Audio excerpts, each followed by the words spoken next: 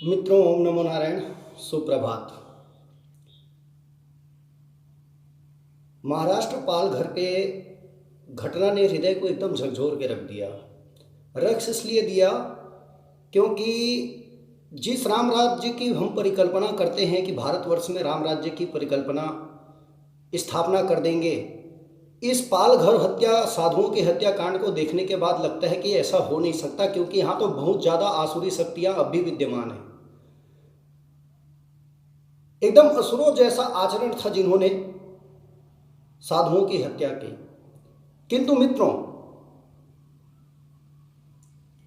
ये वातावरण बना क्यों देश में, आप समझिएगा। मॉब लिंचिंग की शुरुआत इस देश में जब हुई तो कुछ संगठन, जो संगठनें आज के डेट में आपको उकसाती हैं, आपके भावनाओं को उकसाती हैं, ऐसी कोई भी घटना होती है जिसे ये राजनीतिक रंग दे करके देशवासियों के भावनाओं से जो खेलते हैं, उन्होंने ही इस प्लेटफॉर्म को तैयार किया है।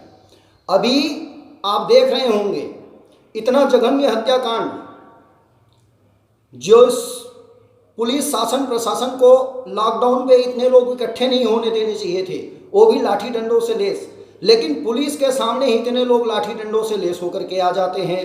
पुलिस की गाड़ी से संतों को और आदमियों को उतार के हत्या कर देते हैं। बाद में न्यूज़ में ये बताया जाता है कि भाई पहले से ही यहाँ अफवाह थी कि चोर लुटेरे आ रहे हैं रात में, इसलिए साधु लोग गलत जंगल वाले रास्ते को पकड़ लिए हाईवे के बजाय, इसलिए साधुओं को रोक करके चोरों के भय से चोर समझ करके गांव वालों ने, ग्रामीणों ने मार डाला। अब सोचने वाली बात यह है कि भाई जब ये बात थी तो निश्चित है कि अगर ये गाड़ी साधुओं की ना हो करके आम किसी गृहस्थी की भी होती तो भी लोग मार डालते, उन्हें भी मार डालते। जैसे साधु के साथ एक ड्राइवर था, वो गृहस्थी था, उसे भी मार दिया गया। तो ये कह देना कि सिर्फ साधुओं को मारने के लिए प्लान था, ये भी बेमानी हो जाएगी, क्योंकि जो वहाँ के लोग बता रहे हैं, वहाँ की पुलिस बता रही है, उस हिसाब से अगर ये साधुओं की गाड़ी नहीं होती, अगर किसी गृहस्थी, आम गृहस्थी की भी गाड़ी होती तो शायद उसे भी रोक करके लोग मार देते। तो इसलिए ये विकट स्थिति है, विचारणीय स्थिति है कि लॉकडाउन का पालन क्या वहां नहीं हो रहा था? क्या पुलिस, 4-5 पुलिस वाले दिख रहे हैं वीडियो में, वो क्या उनसे, इन संतों को जब उनके कस्टडी में आ गए थे तो बचा सकते थे, लेकिन उन्होंने बचाने का प्रयास नहीं किया। बचाने का प्रयास नहीं किया, क्यों नहीं किया? अगर उनके बस का नहीं था बचाना तो ऊपर अधिकारी को फोन करके फोर्स बुला सकते थे, लेकिन ऐसा कुछ हुआ नहीं। अर्थात शासन प्रशासन हाथ पांव फूल गए, हाथ बंधे हुए थे शासन प्रशासन के, ऐसा हुआ नहीं। अब लोग इस पर राजनीति करने लग गए। मैं एक बात कहना चाहूँगा कि हमारा देश अधिकतर हमारे देश के जन भावनाओं से खेलते कौन है जानते हैं? ये जो छोटे मोटे संगठन जिन्होंने धर्म का ठेका ले रखा है, समाज का ठेका ले रखा है, लेकिन ये धर्म और समाज के लिए कुछ नहीं कर रहे सिवाय जन भावनाओं से खेलने के। अभी ये इतना बड़ा जघन्य हत्याकांड है जिस पर किसी भी प्रकार की राजनीति नहीं होनी चाहिए, लेकिन अब इसे भी क्या बनाया जा रहा है? मोदी सरकार बनाम उद्धव सरकार, महाराष्ट्र बनाम केंद्र सरकार। इससे किसको लाभ है ये बताइए? क्या उन संतों को, या और जो इस देश में संत हैं वो कभी यात्रा पे जाएंगे, उनको इससे सुरक्षा मिल जाएगी महाराष्ट्र सरकार केंद्र सरकार बना देने से? या आम पब्लिक की गाड़ी होती और आम पब्लिक मारे जाते तो क्या उन आम पब्लिक को सुरक्षा मिल जाएगी? महाराष्ट्र सरकार और केंद्र सरकार बना दो इस हत्याकांड को तो मिल जाएगा? ऐसा कुछ भी नहीं है। मेरी नजर में एक ऐसा हत्याकांड है जिस पर किसी भी संगठन को, चाहे वो राजनीतिक हो, धार्मिक हो, राजनीतिक स्वरूप नहीं देना चाहिए, जन भावनाओं से खिलवाड़ नहीं करना चाहिए। बिल्कुल ये हत्याकांड आसुरी शक्तियों ने किया है, असुर लोगों ने किया है, उनके लिए सिर्फ मृत्यु दंड ही है और मृत्यु दंड ही उनको मिलना चाहिए। लेकिन हमारे देश में क्या होता है, कोई भी कांड हुआ उसका पहले राजनीतिक नफा नुकसान देखा जाता है, इसलिए उसको कुछ विभिन्न प्रकार के संगठनें हैं वो राजनीतिक तौर तरीके के अनुसार पेश करते हैं, जैसे अभी भी इस हत्याकांड को पेश किया जा रहा है। अब सोचने वाली बात यह है कि भाई अगर मान लो कांग्रेस के साथ वहां उद्धव की सरकार है, तो ये हत्याकांड हो गया, सिर्फ उसका दोषी उद्धव हो गया या वहां की सरकार हो गई महाराष्ट्र की, तो दिल्ली में तो केंद्र सरकार मोदी की थी, दिल्ली केंद्र सरकार के अधीन है, फिर वहां क्यों इतना बड़ा दंगा हो गया और इतने लोग मारे गए?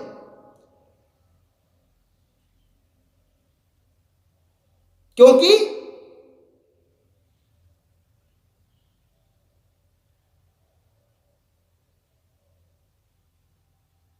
वहां मोदी सरकार है तो नहीं होना चाहिए था फिर तो, लेकिन ऐसा कुछ भी नहीं है। तो कृपा करके ऐसे वारदात, ऐसे जघन्य हत्याकांड को राजनीतिक रूप दे करके देश के सामने एक विकट समस्या के रूप में जो हत्याकांड उभर करके आई है, उसे विकृत रूप देने की कोशिश करने वाले किसी भी संगठन के बहकावे में इस देश की जनता ना आए। हाँ, यह जरूर है कि इस हत्याकांड के बाद यह स्पष्ट हो जाता है कि हमारे देश की जो शासन प्रशासन की व्यवस्था है, जो सरकारी व्यवस्था है, सनातन धर्म, साधु समाज और संतों को सुरक्षा प्रदान करने में समर्थ नहीं है।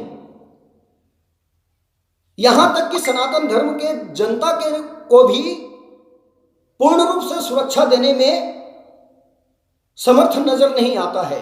क्यों? क्योंकि जो संगठन, जो सरकारें, जो राजनेता, जो संगठन हमें हमारे धर्म के लिए प्रवचन देते हैं, हमें उकसाते हैं, ऐसे हत्याकांड से लेकर के और विभिन्न प्रकार के अपराधों को जो राजनीतिक रंग देते हैं, वो स्वयं ही वक्त पड़ने पर सेक्युलर हैं और सेक्युलर हो जाते हैं। हमें आपको कट्टर बनाते हैं, हमें आपको उकसाते हैं, लेकिन जब उनका समय आता है तो वो स्वयं सेक्युलर रूप अपना लेते हैं। इसलिए जनता से आग्रह है कि ऐसा हत्याकांड इस देश में ना हो। शासन प्रशासन की अगर लापरवाही है तो केस सीबीआई को सौंप दिया जाए और जिन पुलिस वालों ने लापरवाही की है उन पर भी ठोस का कानूनन कार्रवाई की जाए और जितने भी अपराधी हैं इस हत्याकांड के उन्हें फांसी दिया जाए।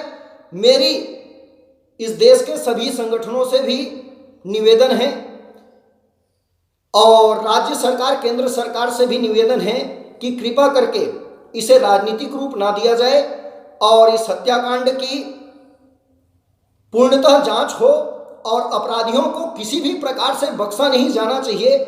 ये राक्षस हैं, इन्हें सीधा फांसी होना चाहिए। यही मेरी आग्रह है और इसे कष्ट करके बीजेपी, कांग्रेस, शिवसेना, महाराष्ट्र सरकार, केंद्र सरकार की राजनीति इस हत्याकांड को ना बनाया जाए ताकि संतों को उचित न्याय मिले। यही मेरी आग्रह है। जय हिंद, वंदे मातरम।